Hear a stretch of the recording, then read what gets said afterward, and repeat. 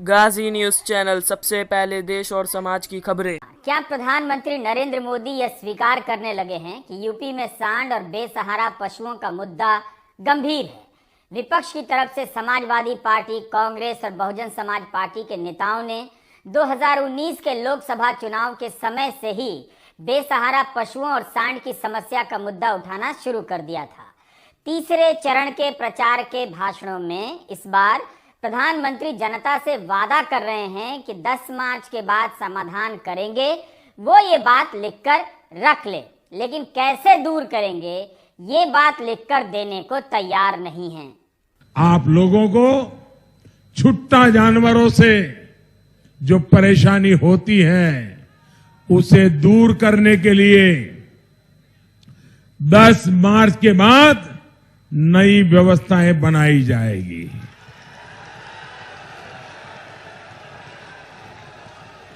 और उन्नाव के मेरे भाई बहनों,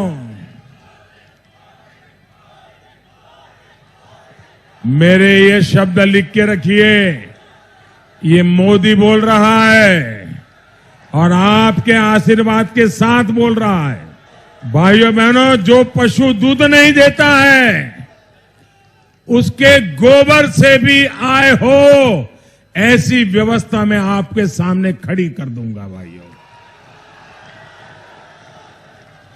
और एक दिन ऐसा आएगा कि छुट्टा जो पशु है ना, लोगों को लगेगा यार घर में इसको बांध लो, इससे भी कमाई होने वाली है। प्रधानमंत्री अब लिखकर रखने की बात कर रहे हैं, लेकिन बीजेपी के घोषणा पत्र में क्यों नहीं लिखा हुआ है? 2017 के घोषणा पत्र में तो लिखा हुआ था, 2022 में क्यों नहीं लिखा है? इसका मतलब है कि प्रधानमंत्री के मुद्दों की सूची में यह बीच चुनाव में जुड़ा है। बहुत कम होता है कि प्रधानमंत्री विपक्ष के उठाए जा रहे मुद्दों को इस तरह से स्वीकार कर ले और जवाब दें। क्या यह भी मतलब निकाला जाए कि चौथे चरण तक आते आते प्रधानमंत्री सरकारी भर्ती और पुरानी पेंशन की बहाली के मुद्दे पर भी लिख कर रखने की बात करने लगेंगे? वैसे तो बेसहारा पशुओं की समस्या पूरे देश की है, लेकिन यूपी के बहाने अब इस पर प्रधानमंत्री बोलने लगे हैं। सांड, नीलगाय, लाचार गाय, इन्हें कभी आवारा तो कभी बेसहारा, कभी अन्ना तो कभी छुट्टा कहा जाता है। इंटरनेट में आवारा जानवर और दुर्घटना सर्च करेंगे तो अनेक ऐसी खबरें आ जाएंगी कि इनकी वजह से लोगों की जानें गई हैं, फसलें बर्बाद हुई। यह समस्या आज की नहीं है और ना आज विकराल हुई है। कई साल से यह समस्या इस कदर विकराल है कि किसान बर्बाद हो रहा है। बहुत से किसान रातों को सोना भूल चुके हैं, सांड खदेड़ने में लगे हैं। प्रधानमंत्री यह नहीं बता रहे कि बीजेपी ने इनसे निजात दिलाने का वादा 2017 में किया था। योगी सरकार ने कदम भी उठाए, तो फिर यह समस्या विकराल क्यों बनती चली गई? क्या वे कदम दिखावे के थे? आचार संहिता लागू होने से पहले यूपी में प्रधानमंत्री के कई सरकारी कार्यक्रम हुए। क्या उनमें आवारा पशुओं की समस्या के समाधान का जिक्र उन्होंने किया? ऐसा क्या हुआ कि तीसरे चरण के चुनाव प्रचार के समय से प्रधानमंत्री आवारा पशुओं को लेकर आश्वासन देने लगे हैं? यूपी में बेसहारा पशुओं के लिए गौशालाओं के निर्माण का काम भी किया जा रहा है। 10 मार्च को दोबारा सरकार बनने के बाद ऐसे कार्यों को और गति दी जाएगी ताकि बेसहारा पशुओं से होने वाली परेशानी कम हो। आपका जो संकट है उसको हम दूर कर पाए, ये हम चिंता करते हैं।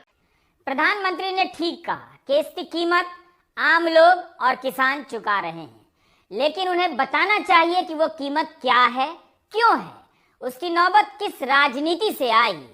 इस पर अब कोई खुलकर बात नहीं करना चाहता, लेकिन इस एक राजनीति ने खेत खलियानों की सूरत बदल दी है।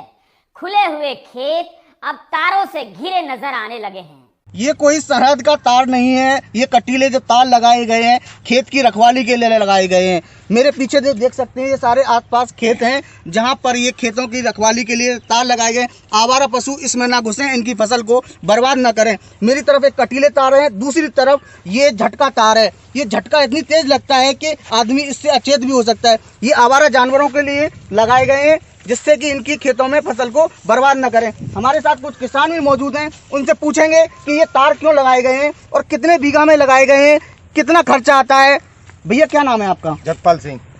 ये जो आपके खेत में ये किस तरह का तार लगाया गया है? ये झटका मशीन है, झटका का तार है। ये डबल तार लगाया हुआ है हमारे खेत में। क्यों लगाया गया है? ये इसमें जो आवारा पशु डोल रहे हैं वो बहुत इतना किसानों का नुकसान कर रहे हैं, हमारा भी नुकसान करते हैं कि किसान बर्बादी की कगार पे आ चुका है। 1 एकड़ के लिए इतना खर्चा उठाना पड़ता है किसान को कि इसकी तादाद आपको बताएं तो आप भी थोड़े संचय में पड़ जाओगे। बताओ कितना खर्चा आता है? 1 एकड़ के लिए कम से कम 26,000 रुपये खर्चा आता है, मगर किसान बता नहीं पाता है किसी को। 26,000 खर्चा। Yes।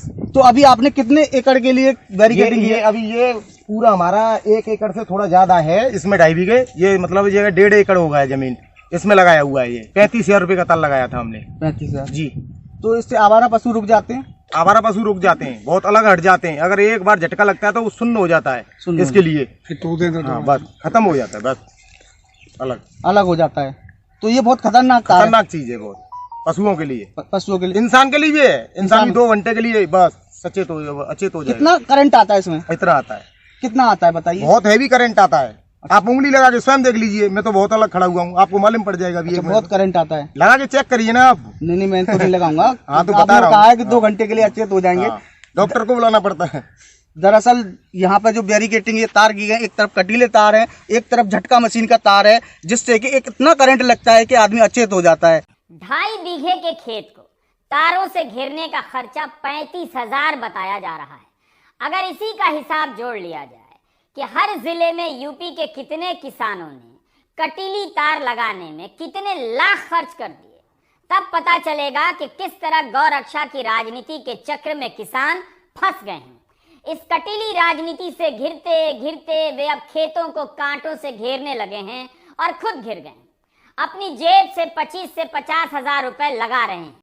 2017 के बीजेपी के घोषणा पत्र में इसका जिक्र था ही कि फसलों की क्षति रोकने के लिए प्रत्येक ग्राम पंचायत स्तर पर भूमि आरक्षित कर पशु संरक्षण योजना बनाई जाएगी। नीलगाय एवं अन्य आवारा पशुओं से फसल की क्षति रोकने के लिए पर्याप्त कदम उठाए जाएंगे। यूपी सरकार के आदेशों को लेकर मीडिया में छपी खबरों से पता चलता है कि 2017 से ही सरकार आवारा पशुओं को नियंत्रित करने के लिए समय समय पर आदेश जारी करती रही है, अभियान भी चलाती रही है। 2 जनवरी 2019 को योगी सरकार का एक आदेश है कि ग्राम पंचायत से लेकर नगर निगम में अस्थायी गोवंश आश्रय स्थल की स्थापना की जाएगी और उसके चलाने की नीति बनाई गई है। जनवरी 2019 में नवभारत टाइम्स और पत्रिका में 2 खबरें छपी हैं कि योगी आदित्यनाथ ने सभी जिला अधिकारियों को आदेश दिया है कि 10 जनवरी तक सभी आवारा पशुओं को पकड़कर आश्रय स्थल में पहुंचा दिया जाए। इन खबरों में योगी का बयान छपा है कि गो संरक्षण केंद्रों में जहां बाउंड्री नहीं है वहां फेंसिंग लगाई जाएगी, पशुओं की देखरेख करने के लिए जरूरी नियुक्ति हो, साथ ही आवारा पशुओं के मालिकों का पता लगाकर उनके खिलाफ सख्त कार्रवाई की जाए। अगर कोई व्यक्ति गो संरक्षण केंद्र से अपने पशु को छुड़ाने के लिए आता है तो उससे फाइन लिए जाए। सारी खबरें अखबारों में छप चुकी हैं। उत्तर प्रदेश में पशुओं की देखरेख के लिए कितनी नियुक्तियां हुई हैं, इसकी जानकारी सरकार ही दे सकती है। अखिल भारतीय पशुधन जनगणना की रिपोर्ट के मुताबिक यूपी में 2012 से 19 के बीच छुट्टा पशुओं की संख्या 17.34% बढ़ी है, जबकि देश भर में इसकी संख्या में 3.2% की कमी आई है। अखिलेश यादव के ट्विटर हैंडल पर हमने देखा कि 2019 के चुनाव के दौरान से ही वो सांड की समस्या को लेकर उठाते रहे हैं। उस साल उन्होंने कई ट्वीट किए, लेकिन अब जाकर प्रधानमंत्री ने उनके उठाए मुद्दे का संज्ञान लिया है। 2019 के चुनाव में और उसके बाद हर साल यूपी के किसान चिल्लाते रहे कि बेसहारा पशुओं ने खेती बर्बाद कर दी है। वे रात रात भर जाग रहे हैं, लेकिन इसका समाधान आज तक नहीं निकला। किसान कर्ज लेकर और खेती की सीमित कमाई से पैसा बचाकर खेतों को तार से घेरने में 25 से 50 हजार तक खर्च करते रहे। ये सब अखिलेश यादव के ट्वीट हैं। यह ट्वीट 30 जनवरी 2019 का है। अखिलेश ने ट्वीट किया है कि गोंडा में सांड के हमले से मारे गए किसान परिवार को हमारी पार्टी की तरफ से सहायता दी गई है। असंवेदनशील भाजपा ने इस संबंध में कुछ नहीं किया। 22 अप्रैल 2019 का ट्वीट है कि हरदोई में सीएम योगी का हेलीकॉप्टर जहां लैंड हुआ वहीं पर दो सांड आपस में लड़ने लगे। अखिलेश यादव का यह तीसरा ट्वीट है कि 26 अप्रैल 2019 का है ये। इसमें लिखा है कि कल रैली में एक सांड अपना ज्ञापन देने घुस आया और भाजपा सरकार का गुस्सा सिपाही पर निकाल डाला। उन्होंने 13 मई 2019 को भी ट्वीट किया है कि पुराने लखनऊ और रायबरेली रोड से 140 सांड पकड़कर कान्हा उपवन भेजे गए हैं, लेकिन जितने पकड़े गए हैं उससे ज्यादा सड़कों पर घूम रहे हैं। 2019 से लेकर 2022 के चुनाव तक अखिलेश का ज्यादातर भाषण बगैर सांड के पूरा नहीं होता है। हमारे किसानों को तो तार लगाने पड़ गए, खेतों की रखवाली के लिए रात रात जगना पड़ रहा है। बताओ, जानवरों से बचाना पड़ रहा, खेत के नहीं बचाना पड़ रहा। और हमारे बाबा मुख्यमंत्री का जो सबसे प्रिय जानवर उसको भी नहीं पकड़ पा रहे हैं। वो भी न जाने कहां से आकर के न जाने किससे टकराता है जाके। बहुत लोगों की जान गई है। समाजवादी पार्टी ने तय किया है कि सरकार बनने पर अगर ऐसे लोगों की जान गई है तो समाजवादी सरकार में 5 लाख रुपए से उन परिवारों की मदद करेंगे। 2019 का माहौल बहुत अलग था। उस वक्त मुख्यमंत्री योगी आदित्यनाथ आत्मविश्वास से भरे थे। वे कुशीनगर की सभा में इस मुद्दे को धार्मिक रूप देने लगे। छुट्टा सांड के आरोप के मुकाबले में उसे नंदी बताने लगे। सांड की समस्या उठाने वालों को कसाई का मित्र कहने लगे। यह मुद्दा भी ध्रुवीकरण के काम आता रहा, लेकिन जेब किसानों की काटता रहा।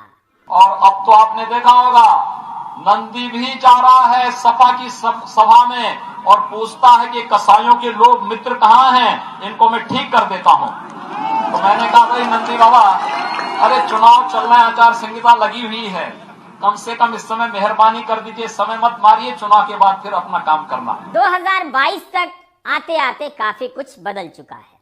इस बार भी सांड की समस्या को नंदी बताकर योगी आदित्यनाथ हुंकार भर सकते थे, लेकिन किसानों की समस्याएं हाहाकार बनकर हुंकार पर भारी पड़ने लगी हैं।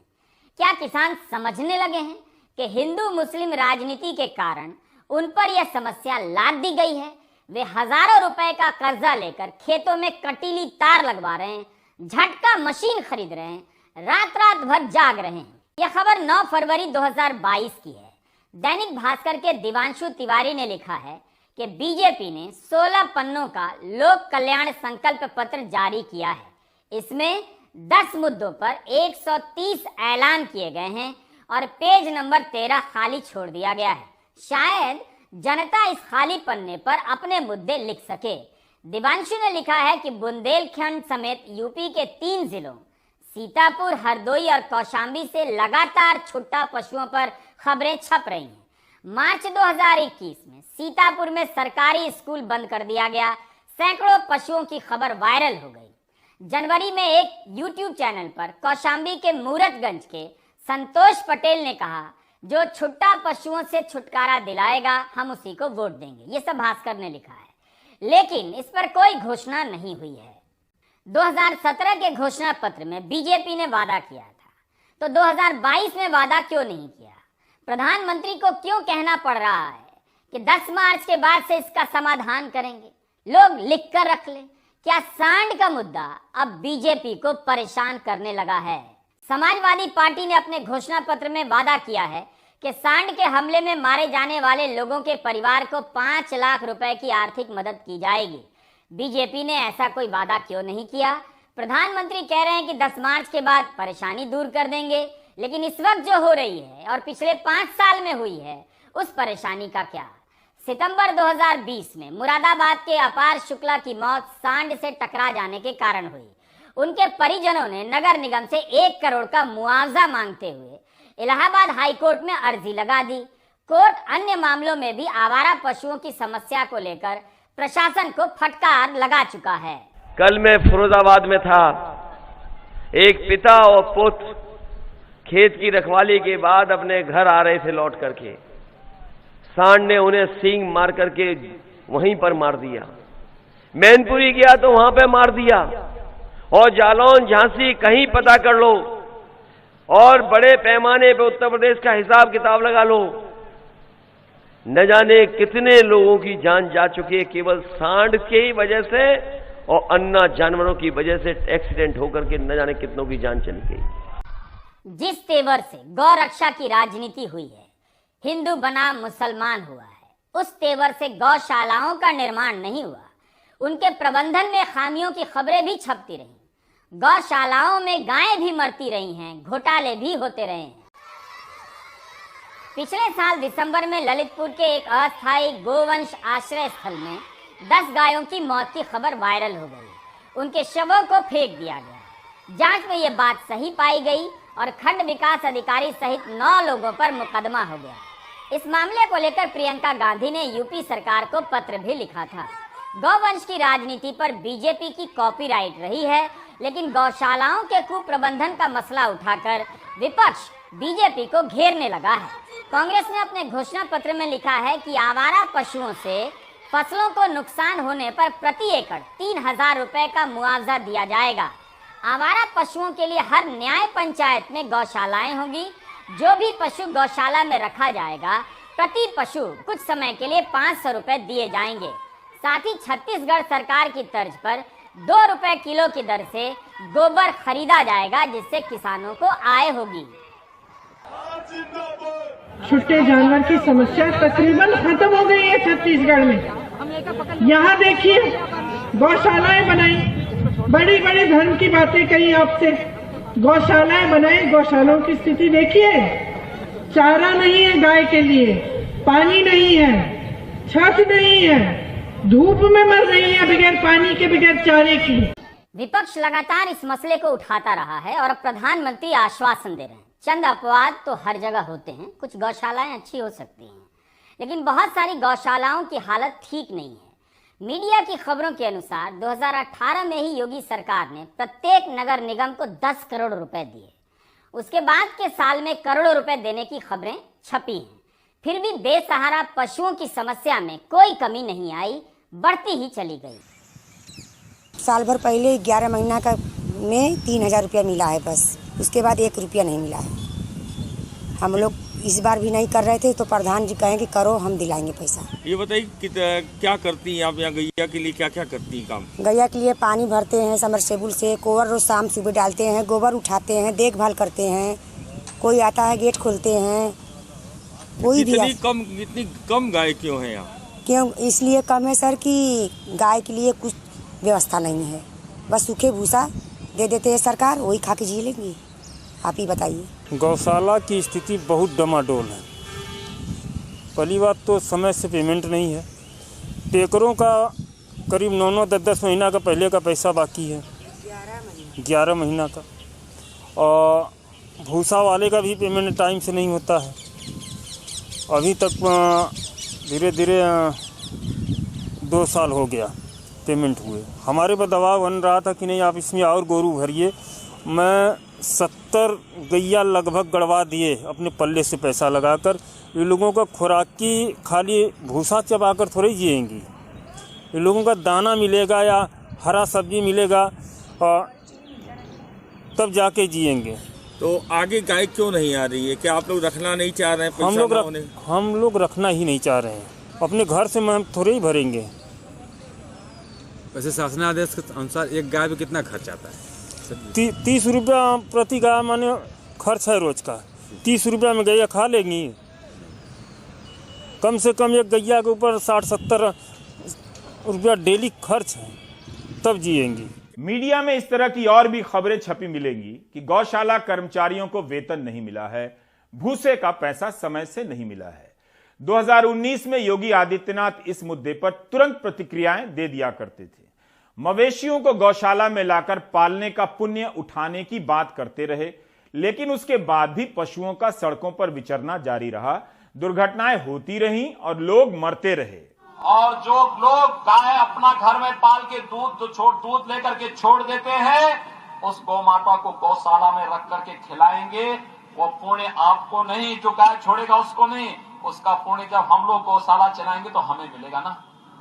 तो मैंने वो काम भी शुरू कर दिया।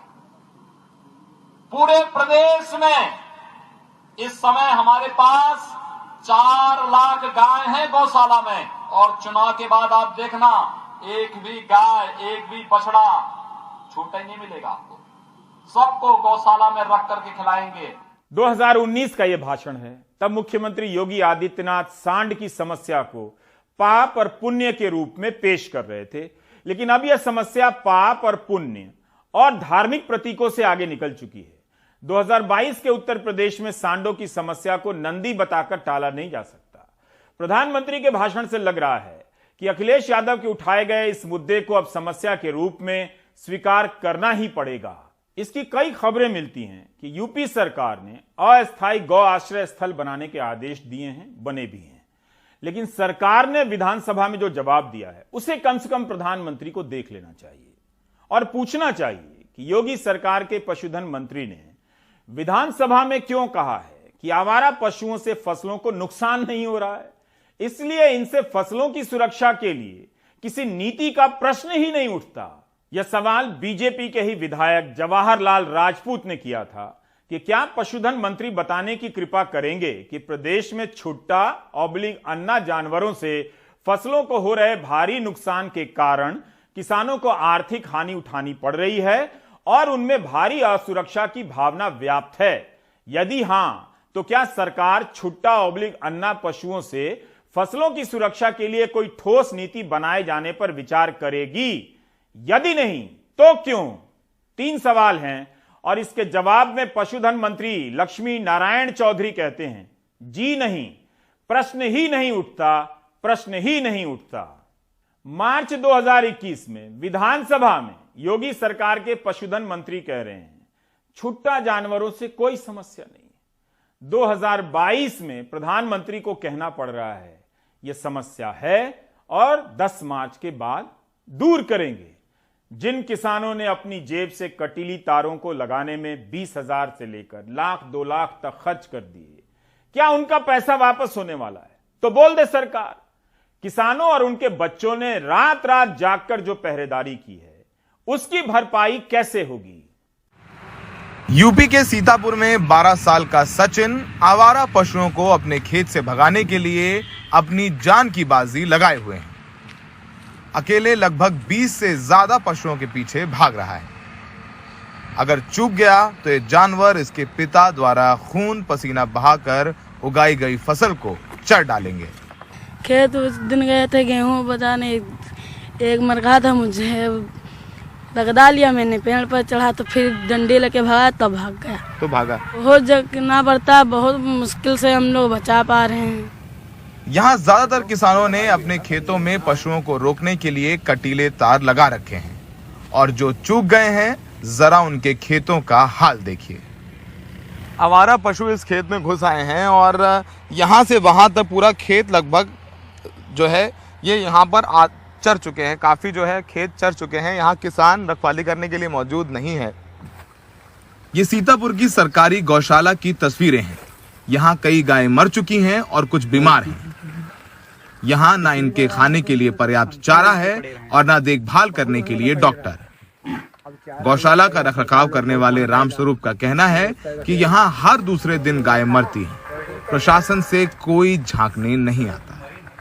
आज तक जो है वहाँ कोई छाया नहीं है, ना कोई छाया है ना कोई व्यवस्था है। प्रधान जब वेतन मांगते हैं पैसा नहीं है, 4 दिन में जो है 1 जानवर 2 मरते हैं जरूर। वहीं कोई छाया मतलब व्यवस्था नहीं है। बरात तक कितने गाय मर जाती है? मरते 1 मतलब 1-2 जरूर मरती है। सीतापुर में रौसा ब्लॉक के भरतापुर गांव के भोले हमें 15 दिन पहले बनी गौशाला दिखाने लाए हैं। भर दिन वाट ले लिए प्रधानमंत्री मुख्यमंत्री बनी गए जब गौशाला तुमका बनवावक रहा है। आवारा मवेशियों के चलते भारत पाक सीमा के बाद शायद सबसे ज्यादा बाड़बंदी अब खेतों की ही हो रही है। नहीं है अब कल से छुट्टी पाई कल पैरा लगाई है अब जो है अपने जानवर रखें। जल्दबाजी में एक तालाब में ही गौशाला बना दी गई है।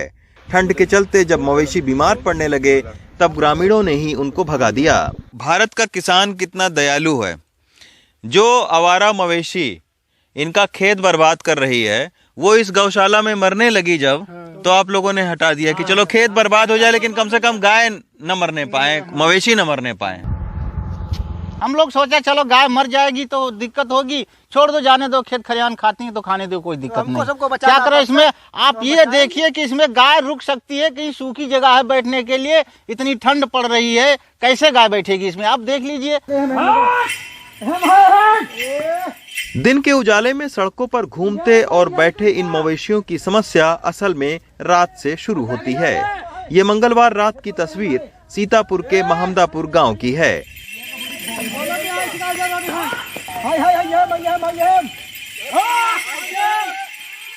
आवारा मवेशियों को भगाने के लिए ग्रामीणों को भी समूह में इस कपकपाती ठंड में इस तरह निकलना पड़ता है। रात को 12-1 बज जाते हैं। 30 दिन को यह काम दिन रात डेली बचाव होते। सब गेहूं खाएंगे हम लोगों ने। कम से कम 200 जानवर हैं, एक टाइम आ जाते, अकेले निकाले ना निकल, कोई सुनवाई नहीं। 10-15 लोग आए तब खेत निकाल पाए। खैर, इस जमीनी हकीकत से इतर अब आपको लेकर चलते हैं इश्तहार और घोषणाओं के दौर में। ट्विटर, फेसबुक और मीडिया में गाय के साथ फोटो खिंचवाने और गौशालाओं के उद्घाटनों की तमाम फोटो और खबरें आपको मुख्यमंत्री से लेकर सांसदों तक की मिल जाएंगी। लेकिन इस बड़ी समस्या 11 लाख से ज्यादा आवारा पशुओं की बात करता शायद ही कोई नेता मिले। सीतापुर से रवीश रंजन शुक्ला, एनडीटीवी इंडिया। ऐसा नहीं था कि सरकार को इसका इल्म नहीं था। 16 फरवरी के अमर उजाला में खबर है कि यूपी के मुख्य सचिव ने आदेश दिया है कि जितने भी बेसहारा निराश्रित पशु सड़कों पर खुलेआम घूम रहे हैं उनको आश्रय स्थल में बंद किया जाए। ये हाल फिलहाल के आदेश हैं। अच्छी बात है कि इसे समस्या के रूप में प्रधानमंत्री स्वीकार कर रहे हैं, लेकिन उस राजनीति का क्या जिसके कारण यह समस्या पैदा हुई है। सबसे पहले सरकार को ऑडिट कराना चाहिए कि किसानों ने अपने खेतों की तारबंदी पर कितना पैसा खर्च किया। ये नोटबंदी से भी ज्यादा बड़ा घोटाला है, किसानों पर थोपा गया है। एक जिले में कितने हजार एकड़ जमीन की तारबंदी की गई है और किसानों के कितने पैसे लगे हैं। डाउन टू अर्थ हिंदी ने इस पर कवर स्टोरी की है। जितेंद्र और आदित्यन पीसी की इस रिपोर्ट में बताया गया है कि कैसे बेसहारा मवेशी ग्रामीण अर्थव्यवस्था पर बोझ बन गए हैं। इस रिपोर्ट में मथुरा के गौ अनुसंधान संस्थान के एक आकलन का जिक्र है। अनुपयोगी मवेशियों पर हर दिन 60 रुपए का खर्च होता है। देश को 53 लाख बेसहारा मवेशियों के रखरखाव पर करीब 11,000 करोड़ रुपए खर्च करने पड़ेंगे, हो जाते हैं। इस रिपोर्ट के अनुसार यूपी सरकार ने हर निगम को 11 करोड़ रुपए दिए हैं ताकि आवारा पशुओं का प्रबंधन हो सके। हुआ क्यों नहीं? इसके लिए मुख्य सचिव की अध्यक्षता में उत्तर प्रदेश में कमेटी भी है। यानी यह मामला बहुत गंभीर है और सरकार की नजर में है। इसके बाद भी यह समस्या सरकार से बेकाबू क्यों है? नेपाल की सीमा से लगे यूपी के सेमरी गांव के लोग इस समस्या से इतना तंग आ गए कि किराए पर 22 ट्रैक्टर ले आए और 225 अनुपयोगी मवेशियों को लाद कर नेपाल की सीमा में छोड़ आने का फैसला कर लिया।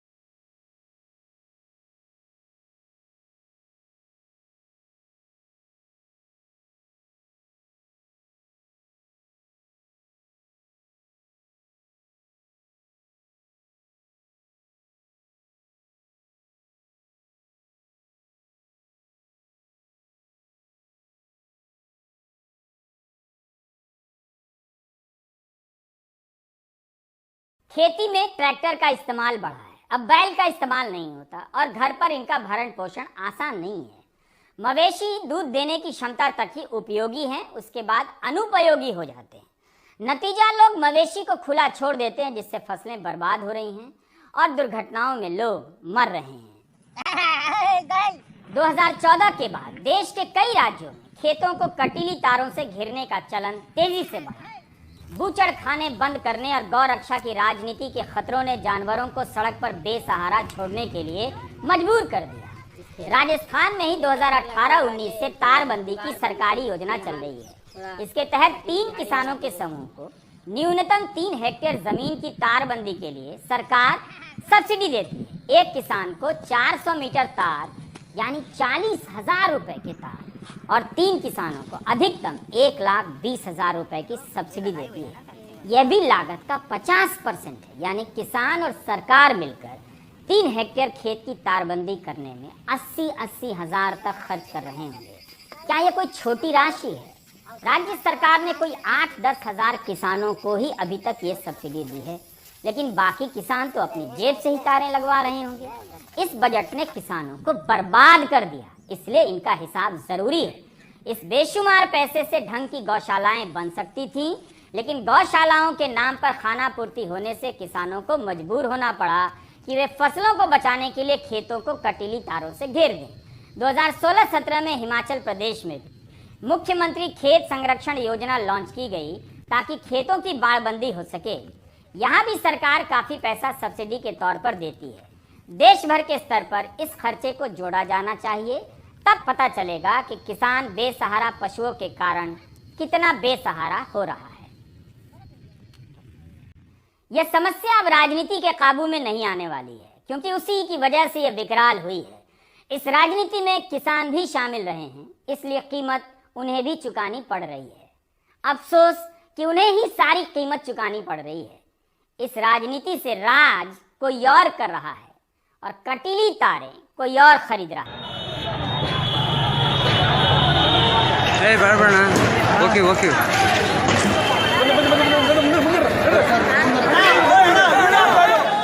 बजरंग दल कार्यकर्ता 26 साल के हर्षा की शव यात्रा के दौरान पत्थरबाजी हुई।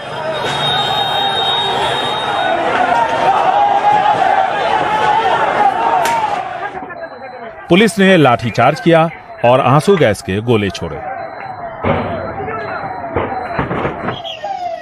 शहर में तनाव है। आसपास के जिलों से पुलिस बुलानी पड़ी, केंद्रीय सुरक्षा बलों के अलावा।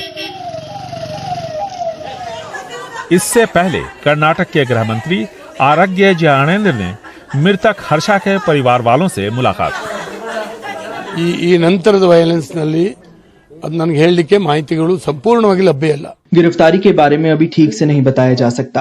हमने कुछ लोगों को हिरासत में लिया है, जांच जारी है। जल्द ही इस हत्याकांड की वजह साफ हो जाएगी। ಅವ್ರನ್ನ ಅರೆಸ್ಟ್ ಆದ್ರ ಮೇಲೆ ಇನ್ನೆಷ್ಟು ಜನ ಅದರ ಹಿಂದಕ್ಕಿದ್ದಾರೆ ಅಂತ ಗೊತ್ತಾಗುತ್ತೆ। हर्षा रविवार रात शिवमोगा में हुए धारदार हथियार से हमले में घायल हो गए थे। अस्पताल में उन्होंने दम तोड़ दिया। कर्नाटक के गृह मंत्री ने यह भी बताया कि अब तक की जानकारी के मुताबिक इस हत्याकांड को हिजाब विवाद से नहीं जोड़ा जा सकता। फिर सवाल ये उठता है कि हत्या की वजह क्या है, आपसी रंजिश या कुछ और। पुलिस सभी एंगल्स पर जांच कर रही है, लेकिन ऐसे नाजुक दौर में राज्य के पंचायती राज मंत्री ईश्वरप्पा की बेतुकी बयानबाजी माहौल खराब कर सकती है। वो भी शिवमोगा जिले से ही है, जहां से ये लुढ़कपा है, जिन्होंने शांति बनाए रखने की अपील की है। तो वहीं बीजेपी सांसद शोभा करंदलाजे इस मामले पर एनआईए जांच की मांग कर रही हैं। मध्य प्रदेश में 12 ज्योतिर्लिंगों में से एक उज्जैन महाकाल में बहुत से दर्शनार्थी निराश हैं। उन्होंने रविवार की सुबह लाइन में लगकर पर्ची कटवाई, भस्मारती की इजाजत ली, लेकिन देर शाम सब कुछ निरस्त हो गया। क्या इसलिए कि आरएसएस के प्रमुख मोहन भागवत को 2.5 घंटे की भस्मारती करनी थी। अनुराग द्वारी की रिपोर्ट। संघ प्रमुख मोहन भागवत इन दिनों उज्जैन में हैं। सोमवार सुबह 4 बजे वो महाकाल मंदिर पहुंचे और भस्मारती में बाबा महाकाल के दर्शन किए। इसके बाद गर्भगृह में महाशिवरात्रि के पहले दिन बाबा महाकाल का पूजन और अभिषेक किया।